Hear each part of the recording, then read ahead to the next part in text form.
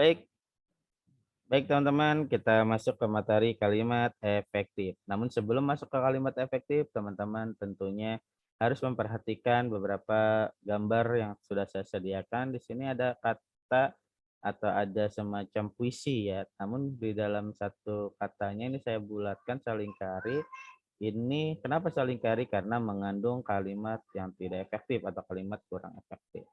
Di mana kata sangat itu dianggap sebagai berlebihan atau pemborosan, tidak mengalami kehematan. Sehingga kata sangat harus dihapus. Karena kata dengan kalimat aku menyayangimu itu sudah cukup menandakan bahwa aku itu sayang sama kamu.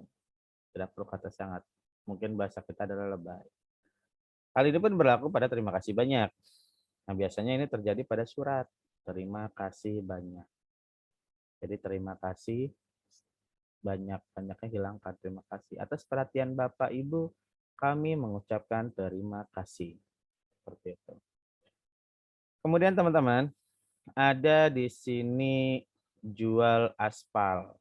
Ya, di sini ada jual aspal Pertamina. Nah, di sini ada jual aspal Pertamina, semen tonasa. Di sini mengandung kata keterangan. Nah, di dalam sebuah kalimat, sekurang-kurangnya kalimat itu harus mengandung subjek dan predikat. Atau predikat dan subjek. Ya, atau predikat dulu atau subjek. Nah, kalau predikat dulu namanya kalimat inversi. Nah, ini perbaikannya adalah aspal Pertamina menjual semen tonasa. Di sini boleh, di sini atau dihilangkan di sini nggak masalah, cukup ini saja. Kemudian ada caption yang menyatakan bagi orang yang tidak menyukaimu selalu ada celah untuk terlihat salah.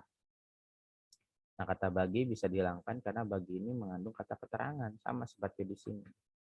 Jadi perbaikannya langsung orang yang tidak menyukaimu, menyukaimu harus disambung ya, karena ini afiksasi yang kita sebut dengan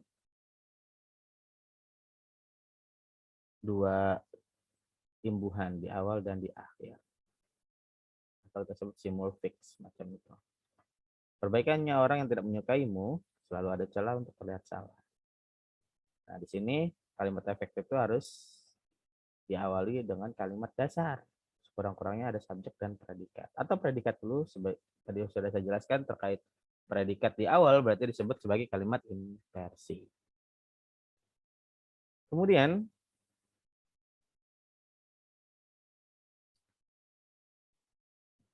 kalimat ini dimulai dengan huruf kapital dan diakhiri dengan intonasi final. Jadi sebagai contoh, intonasi finalnya ada tanda titik, tanda seru, dan tanda tanya.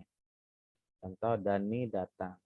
Pelakunya adalah si Dani sebagai subjek. Predikat menyatakan atau sesuatu yang dikerjakan oleh si subjek. Berarti apa yang dikerjakan oleh Dani adalah datang. Nah, datang adalah predikat. Diawali dengan huruf kapital, diakhiri dengan tanda titik. Seperti itu. Intonasi final ini, tanda titik, tanda seru, dan tanda tanya, ini mengandung makna kalimatnya berbeda-beda. Dani datang, titik. Berarti menyatakan seorang Dani datang, telah datang. Tanda seru, Dani datang. Tanda seru berarti menyuruh Dani untuk datang. Kalau tanda intonasi finalnya diakhiri dengan tanda tanya, Dani datang, berarti itu mengandung sebuah pertanyaan, apakah si Dani datang atau tidak. Kemudian anak itu sebagai subjek. Sepanjang-panjangnya kalimat, jika ada kata itu di awal, menandai keterangan subjek atau perluasan subjek.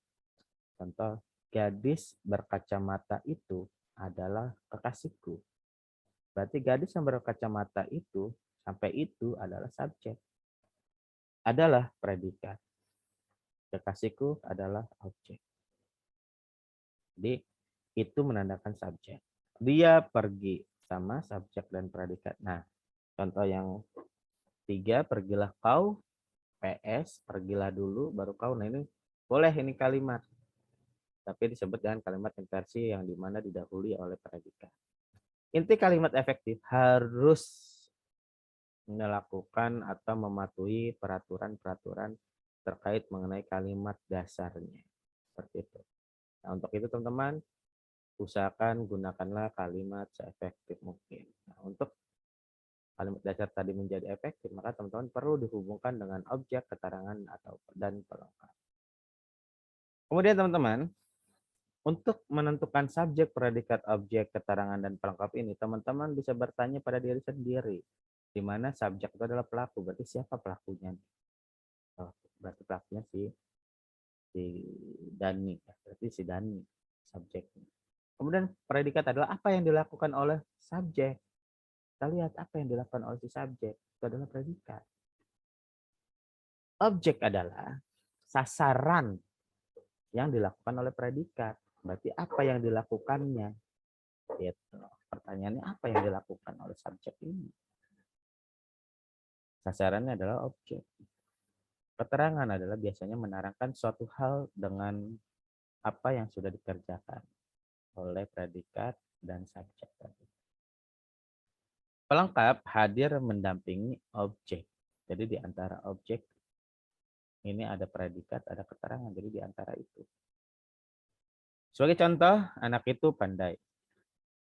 Sekali lagi ada contoh kata itu. Berarti kata itu tuh menandakan sebuah subjek. Anak itu. Kemudian anak itu adalah pelakunya, berarti subjek. Apa yang ada? Berarti sesuatu yang dikerjakan atau yang dikenai.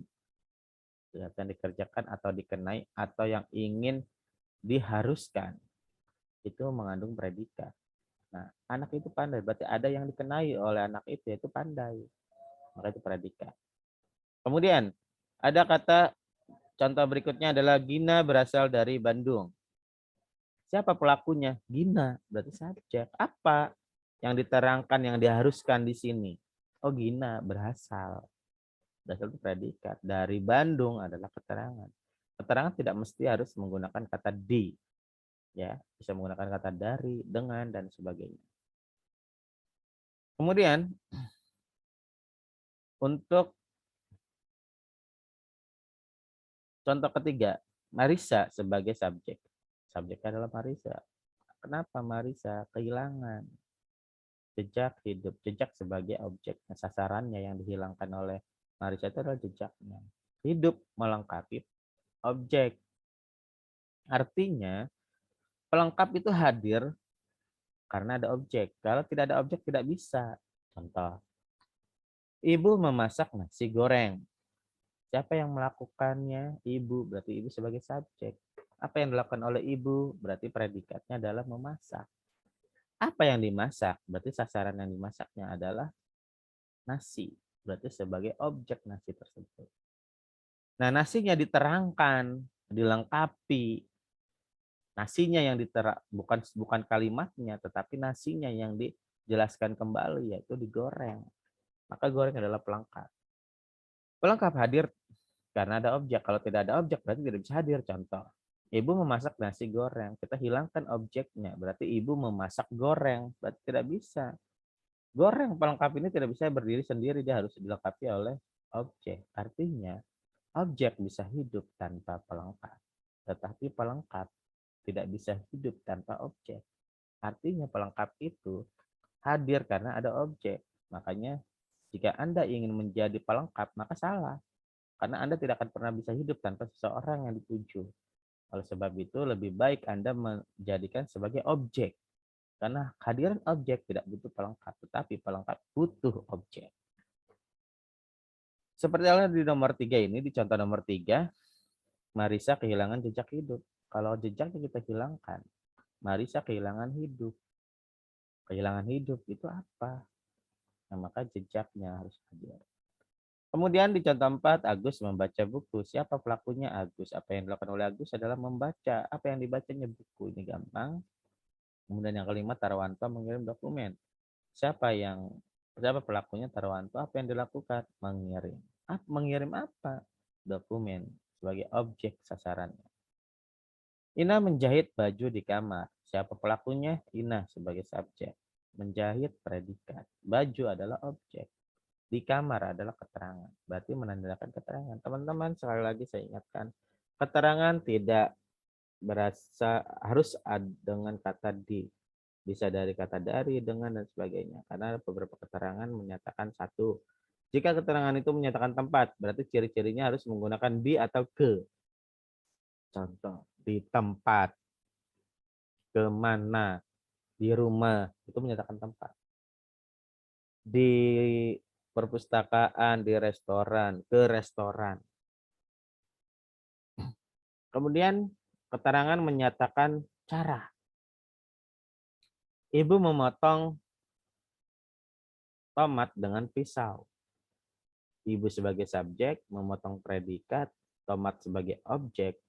Dengan pisau itu adalah keterangan, namanya keterangan alat yang kedua. Pembahasan keterangan yang kedua adalah dengan alat.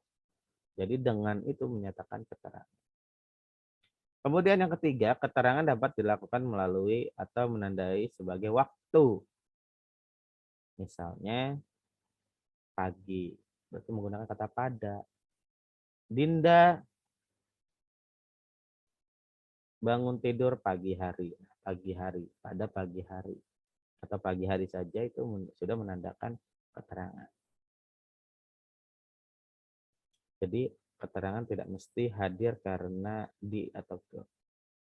Kemudian asal. Asal di sini identik dengan tempat, tapi kata kunci di depannya menggunakan kata dari seperti contoh nomor 2 dari Bandung. Nah, dari Bandung ini juga menyatakan bisa dikatakan sebagai tempat atau asal. Jadi banyak teman-teman terkait mengenai keterangan ini. Jadi tidak hanya pada fokus ke antara di atau ke yang menyatakan tempat saja.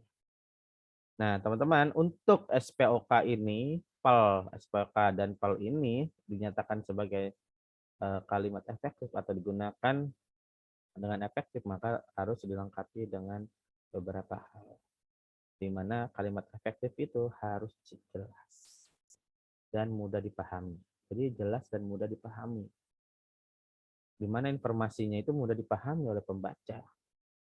Intinya itu, teman-teman. Jadi dapat dipahami, dapat mudah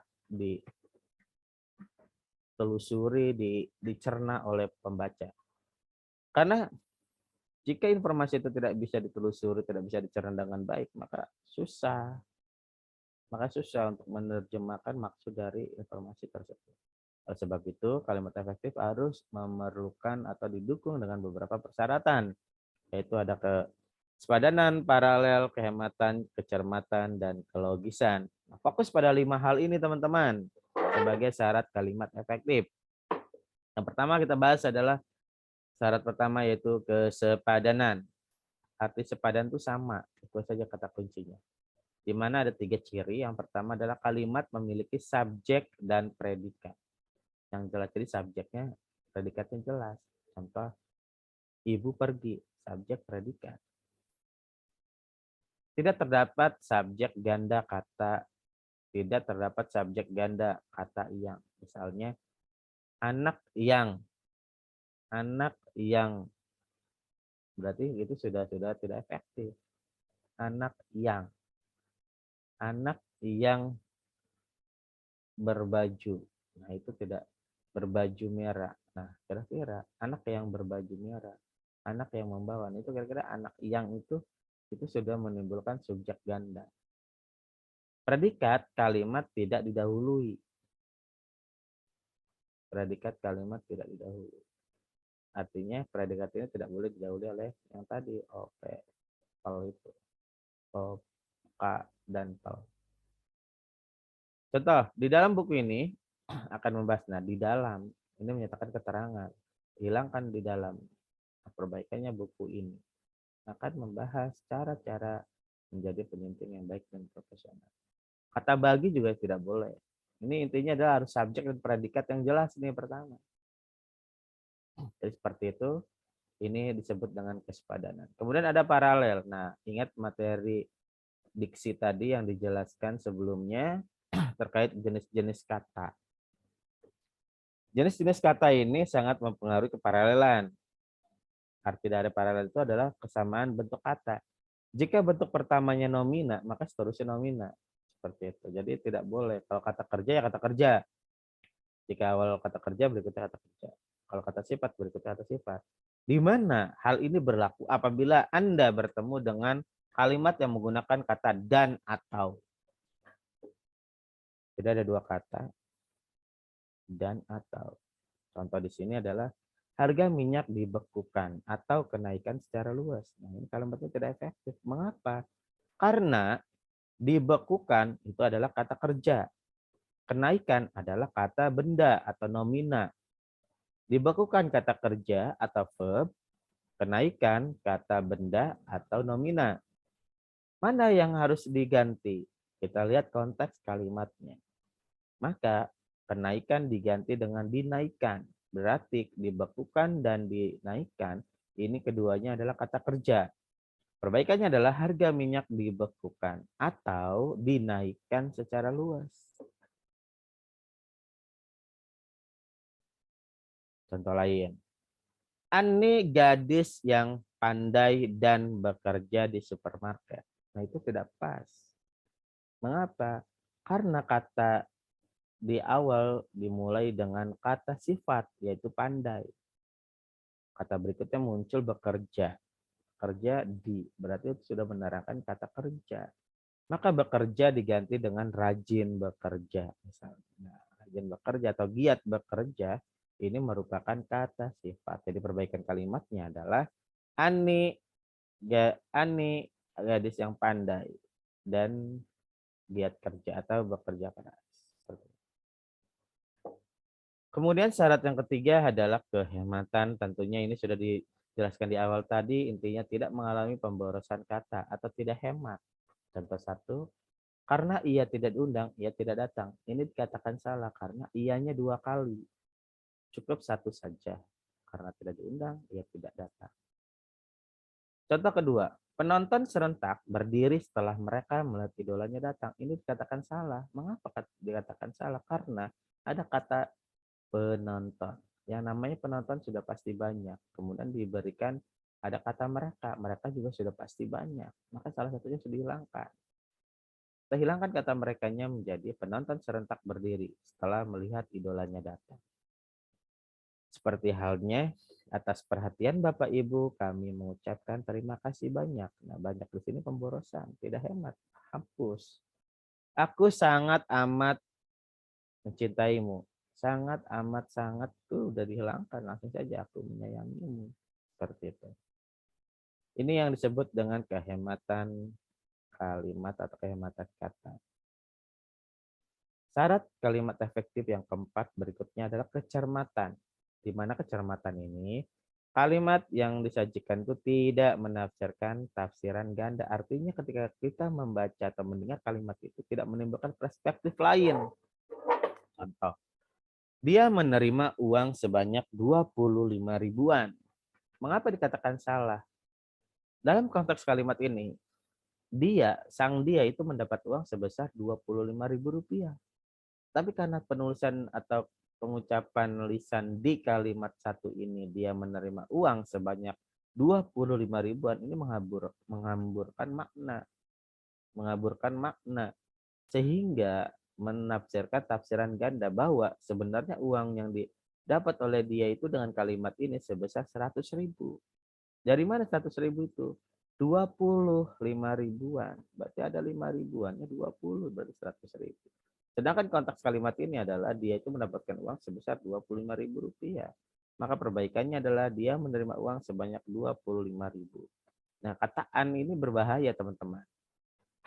Yang menyatakan ketidakjelasan. Misalnya Anda bertanya ke teman, biasanya konteksnya seperti ini. Dinda, berangkat ke kampus jam berapa? Tapi jawabannya gini, siangan aja. Nah, siangan itu nggak jelas. Yang namanya siangan itu adalah menandakan kesiangan.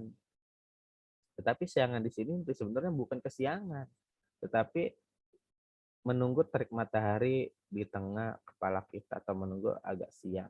Seperti itu. Contoh kedua, syutingan ini saya laporkan kepada redaksi. Kenapa dikatakan salah? Karena kata suntingan ini saya. Nah, yang ingin dilaporkan kepada redaksinya adalah suntingan ini atau saya. ini, itu. Tadi sudah dibahas menandakan sebuah subjek dari suntingan ini. Saya ada 2 subjek di sini, teman-teman. Jadi ingin menjadikan subjeknya yang mana? Saya akan laporkan kepada redaksi atau suntingannya. Oh, berarti yang dimaksudkan di sini adalah suntingannya, maka kata sayanya dihilangkan. Suntingan ini akan saya, di balik kata akan dengan kata saya, supaya kata suntingan ini dan saya tidak keduanya menjadi subjek ganda. Seperti itu. Maka perbaikannya adalah suntingan ini akan saya laporkan kepada redaksi. Contoh lain adalah kakak adik saya pergi ke Ancol. Nah, ada berapa orangkah yang berangkat ke Ancol? Ini sangat membingungkan. Kakak adik saya bisa menandakan kakak adik saya, kakaknya adik saya, berarti dua-duanya adik saya. Berarti yang berangkat hanya 1 orang, yaitu kakaknya adik saya nomor 1, adik saya paling bungsu nomor 2, kemudian ada nomor yang bungsu nomor 3, kemudian ada adik yang nomor 2. Nah, siapa adik saya yang punya kakak? Adik saya yang punya kakak adalah adik saya yang punya kakak, tapi adik saya juga kakak tersebut. Maka jawabannya adalah di nomor 2. Anak nomor 2 berarti adiknya saya ada yang ke pertama itu menjadi kakaknya adik saya yang paling bungsu, sehingga yang berangkat 1 orang. Atau bisa menjadi 2 orang, kakak adik saya, berarti kakak dan adik saya. Ada 2 orang, sayanya tidak ikut. Kakak adik saya jadi 2 orang, ada kakak dengan adik saya, berarti saya jadi anak nomor 2 yang tadinya anak nomor 1 berubah menjadi anak nomor 2. Ada lagi konteks yang ketiga, yaitu kakak adik saya. Nah, kakak adik bertiga berangkat ke Ancol. Nah, hal ini menjadi ketidakcermatan. Oleh sebab itu, gunakan kata penghubung dan untuk menyertai penjumlahan tadi. Contoh, kakak dan adik saya, berarti 2 orang. Kakak, adik, dan saya, berarti menandakan 3 orang. Seperti itu. Syarat berikutnya untuk kalimat efektif adalah kelogisan. Di mana kelogisan ini intinya adalah kalimat itu bisa diterima oleh akal sehat. Sebenarnya gini teman-teman, konteks permasalahan di kalimat efektif ini, sebenarnya kalimat ini sudah dimengerti oleh manusia, oleh seseorang, atau antar komunikan. Tetapi sebenarnya secara redaksi, kalimat itu tidak efektif. Namun tetap saja orang tersebut melakukan. Sebagai contoh, sang MC menyatakan bahwa atau mengatakan, acara berikutnya adalah sambutan dari dosen bahasa Indonesia. Waktu dan tempat kami persilakan. Nah, jadi acara berikutnya adalah sambutan dari dosen bahasa Indonesia, Bapak Ahmad Hidayatullah. Waktu dan tempat kami persilahkan. Salah. Karena yang dipersilakan itu waktu dan tempat. Biarkan waktunya berjalan, tempatnya bergoyang. Ya, jadi berantakan. Makanya yang tepat itu adalah acara berikutnya adalah sambutan dari dosen bahasa Indonesia kepada Bapak Ahmad Hidayatullah MPD, disilahkan. Nah, ada mengatakan bahwa persilahkan atau disilahkan. Yang kalau jabatan itu tidak tinggi, maka boleh menggunakan kata silakan. Tapi kalau jabatan tinggi itu harus menggunakan silahkan. Artinya itu lebih penghormatannya lebih tinggi. Jadi perbaikan seperti itu. Contoh yang kedua, orang yang membeli ayam harus diikat kakinya. Nah, ini yang diikat orang yang membeli ayamnya tak ayamnya. Sedangkan yang dimaksud adalah ayamnya, nggak mungkin dong yang diikat adalah orang yang membeli. Dia nggak bisa pulang. Nah, perbaikannya adalah ayam yang dibeli seseorang harus diikat kakinya. Jadi ayamnya yang menjadi subjek. Yang diterangkan itu adalah ayamnya. Kata-kata ini pada prinsipnya logis, mudah dipahami teman-teman. Tetapi sebenarnya salah dalam kalimat efektif. Tapi seseorang atau orang tersebut atau antar komunikan tersebut tetap menjalani itu. Seperti halnya gini. Seorang ibu yang menyuruh anaknya, Dek, kecilkan TV-nya. Nah, tiba-tiba suara TV merendah. Karena sang adik mengurangi volume suaranya. Padahal pertanyaannya atau permintaannya adalah, adik kecilkan TV. Karena TV tidak mungkin kan dikecilkan. Tetapi kita sudah tahu maksudnya adalah suara. Ada lagi seorang mahasiswa yang menyatakan keluhannya ke temannya. Sebel gue hari ini, bawa motor, capek gue bawa motor, jalanan macet.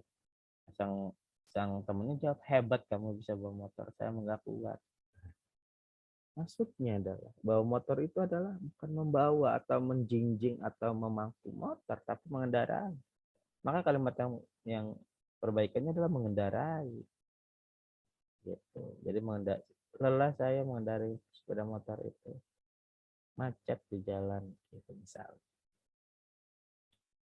Atau tadi kecilkan suara televisi itu, gitu. Jangan kecilkan TV-nya, kecilkan suara TV. Nah ini banyak teman-teman fenomena-fenomena seperti ini. Tentunya teman-teman juga bisa nanti kelak harus menggunakan bahasa Indonesia yang baik dan benar dengan menggunakan kalimat efektif. Tentunya ditambah dengan diksi dan pilihan kata.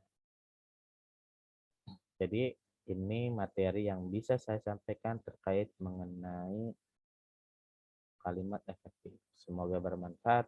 Teman-teman silakan dipelajari kembali di rumah dengan materi yang sudah diberikan. Terima kasih.